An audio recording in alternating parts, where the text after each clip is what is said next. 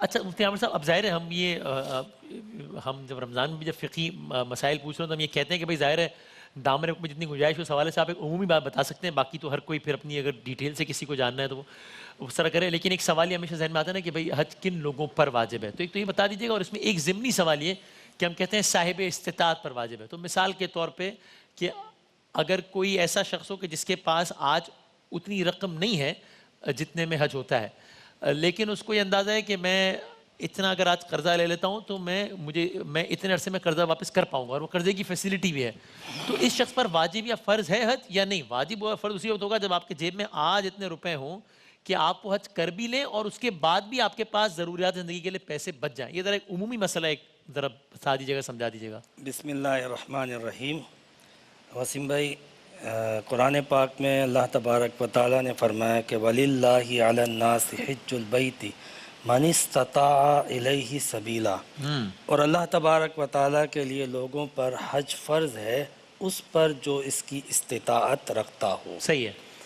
تو جس طرح آپ نے ذکر کیا نا کہ استطاعت کے حوالے سے قرض لے کر جا سکتا ہے ہاں اور اسے پتہ ہے کہ بعد میں رقم آ جائے گی، اس پہ فرض نہیں ہے. ٹھیک ہو گیا. اس کے پاس ہیں تو فرض ہوگا، لیکن اگر وہ قرض کے ذریعے ارینج کر سکتا ہے اور ارینج کر کے کر لیا تو حج تو فرض ادا ہو گیا، لیکن اس پر ہوا نہیں تھا جب تک اس نے جو ہے وہ قرض نہیں لیا تھا، اور نہ قرض لینا اس پر لازم تھا. ٹھیک ہے. یہ جو قرآن اس میں پاک سوری ایک کی ضمنی آیت، سوال کر لوں اس والی بات کاٹ کے، کہ آج اگر اس نے عمل انجام دے دیا تو یہ تو ہو گیا، اب کل کو 5 سال بعد وہ خود اس قابل ہو گیا کہ مائنس قرض بھی اب اس کے پاس اتنے پیسے ہیں کہ وہ حج کر سکتا ہے، تو اس کو دوبارہ حج یعنی حج کرنا ہوگا یا پھر وہ بس ہو گیا وہ حج؟ اگر اس نے قرض لے کے حج کیا تو اس کا حج ہو گیا، فرض حج ادا وہ ہو گیا. واجب والا فرض والا ایک دفعہ والا حج ہو گیا. ٹھیک، اوکے. اچھا، جہاں تک بات ہے کہ حج کے لیے تو یہ تو بنیادی شرط ہوتی ہے احکام اسلام کے اندر کہ وہ مسلمان ہو، عاقل ہو، بالغ ہو، اس کے بعد ہی کسی بھی احکام کا مکلف ہوتا ہے. ٹھیک ہے. تو حج کے لیے اس کے بعد جو سب سے بنیادی شرط تھی وہ قرآن پاک میں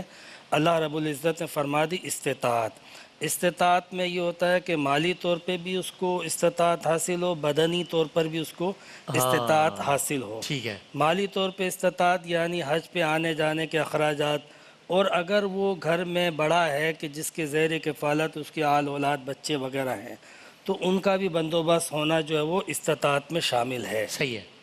اس کے بعد بدنی استطاعت میں اسی پہ تاکہ وضاحت ہوتی ہے، مثال کے طور پر آج کی تاریخ میں مثال کے طور پر 25 لاکھ کا حج ہے مثال.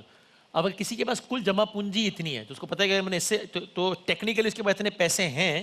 جتنے میں حج ہو جاتا ہے، لیکن اس کو پتہ ہے کہ میں نے یہ کر لیا تو پھر آگے کا کچھ نہیں پتا کہ آگے پھر پتہ نہیں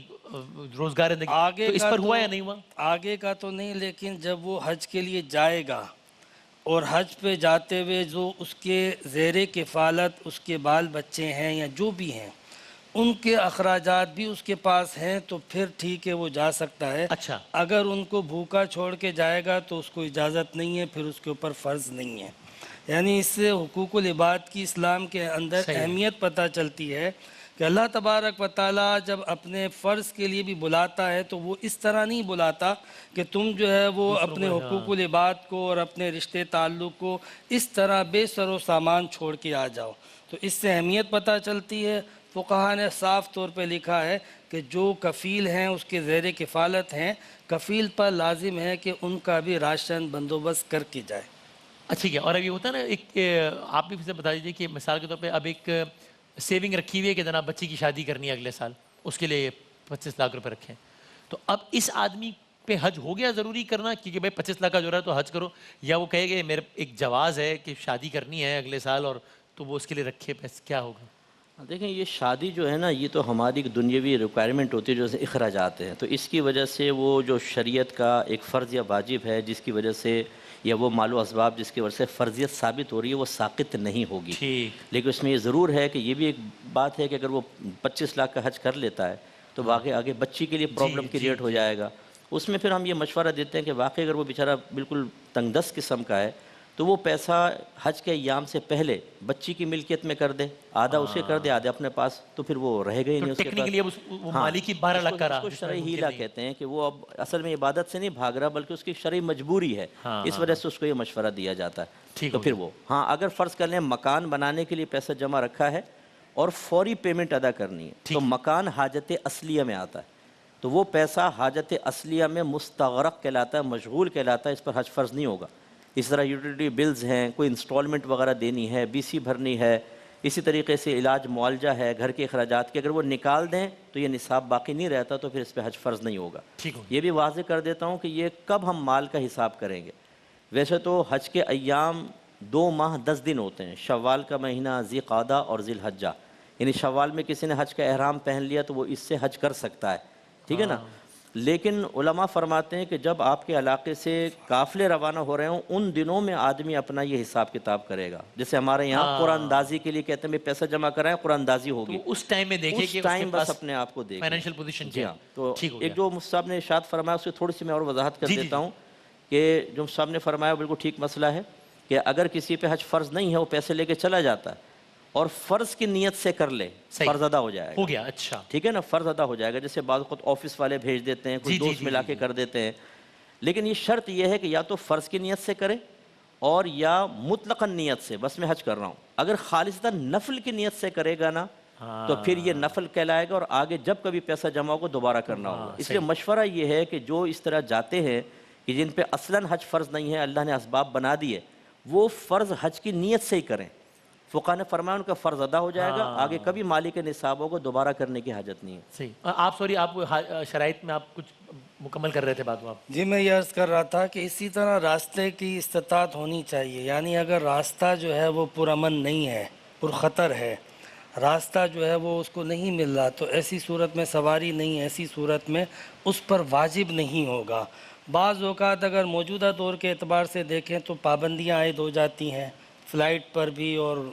مختلف حالات میں، جیسے پچھلے 2-2.5 سالوں پہلے جو ہے وہ کووڈ کی وجہ سے جو رکاوٹ آئی تھی، ماضی میں بھی اس طرح کے واقعات ہوئے ہیں، تو ایسی صورت میں اس کے اوپر حج فرض ہوا تھا لیکن اب ادائیگی اس کے اوپر واجب نہیں ہوئی کیونکہ وہ جا نہیں سکتا۔ اسی طریقے سے اس کا صحت یاب ہونا، صحت مند ہونا یہ بھی ضروری ہے کہ اس کے اوپر حج فرض ہو گیا تھا لیکن اب وہ بیمار ہو گیا اور اس قدر بیمار ہے کہ وہ حج کی ادائیگی نہیں کر پا رہا ہے، نہیں جا سکتا ہے، تو ایسی صورت میں بھی اب وجوب ادا اس کی طرف متحقق نہیں ہوگا۔ حج فرض ہو چکا تھا، اب وہ نیکسٹ ٹائم جو ہے وہ جب بھی اس کو اگر اس سال نہیں کر سکا تو آئندہ سال جو ہے وہ اس کے اوپر حج فرض ہو گیا۔ ایسے شخص کے لیے کیا یہ واجب یا فرض ہے کہ وہ مالی استطاعت رکھتا ہے، صحت اجازت نہیں دے رہی؟ اچھا انسان کو انداز ہو جاتا ہے نا، ویسے تو غیب کا اندازہ اللہ تعالیٰ کے پاس ہے، ایک ہوتا ہے کہ یار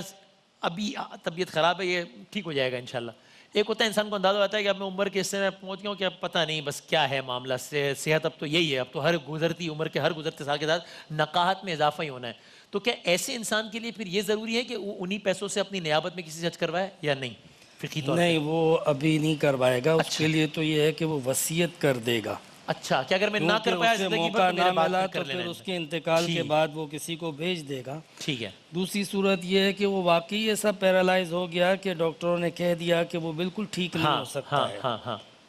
اچھا یہ جو آپ نے کہا نا ہلکا پھلکا بیمار، تو اسکول کی چھٹی تو ہو سکتی ہے نزلہ زکام سے، لیکن یہ کہ پتہ ہے کہ ان چیزوں سے جو ہے وہ حج جو ہے وہ ساقط نہیں ہوتا وجوب ادا، بلکہ کتنے حجاج اکرام جاتے ہیں، جا رہے ہوتے ہیں تب بھی ان کو بخار وغیرہ ہوتا ہے، وہاں جا کے بھی ہو جاتے ہیں بیمار، تو باقاعدہ علاج کا سسٹم بھی موجود ہے، یعنی وہ اس کنڈیشن میں ہو، اس کی بیماری ایسی ہو کہ وہ سفر نہ کر سکتا ہو، اور سفر کرتا ہے تو سفر کرنے کے بعد اس کی بیماری میں بہت اضافہ ہو جائے گا، نقصان کا اندیشہ ہے، تو پھر ایسی صورت میں جو ہے وہ اس کو حکم ہے کہ وہ اگلے سال آئندہ سال جب بھی موقع ملے تو وہ حج کرے گا۔